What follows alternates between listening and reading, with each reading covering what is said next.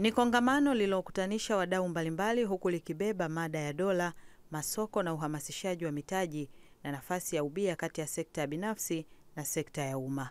Wadau wakapata nafasi ya kuchangia mada iliyowasilishwa, na hapa kiu ya wengi ni kuona kunakuwa na uwazi katika kituo cha PPPC na hasa kuhusu miradi na mikataba ya ubia. Inakuwa vigumu, na ndio maana migogoro katika PPP haiishi na haitaisha tusipoleta utamaduni wa transparency. Je, tuna utamaduni, tuna na moral authority ya kuwa na PPP?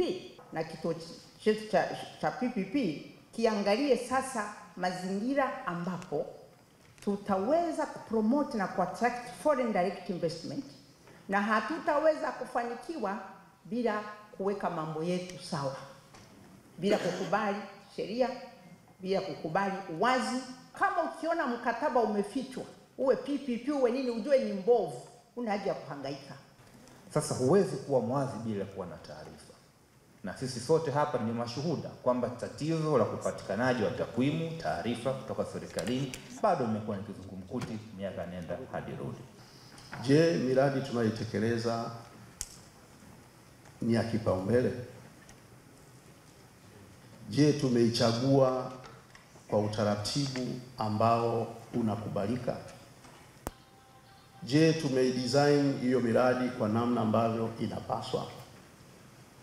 Au tumeona pesa ndio tunakwenda kutekeleza mradi? Kwa hiyo sasa tunapokwenda kwenye dira 2050, hayo ni mambo ambayo tunatakiwa tuyafikirie sana.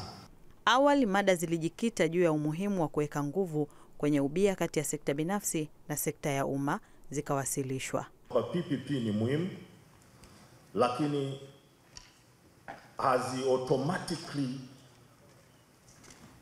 hazileti automatically efficiency technology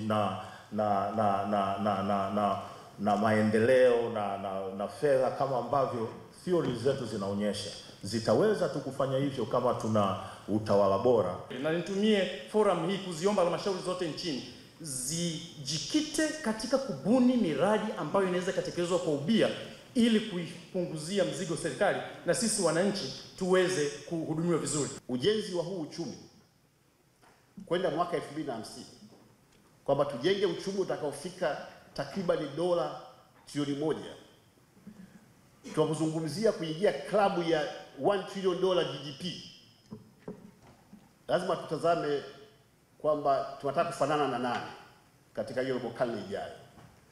Kwa mazingira ya sasa ni nchi 19 tu ambazo zimefikia sawa na dola trilioni 1 au zaidi. Kwa hiyo tunazungumza kuingia klabu ya $1 trillion GDP, ina maana pana.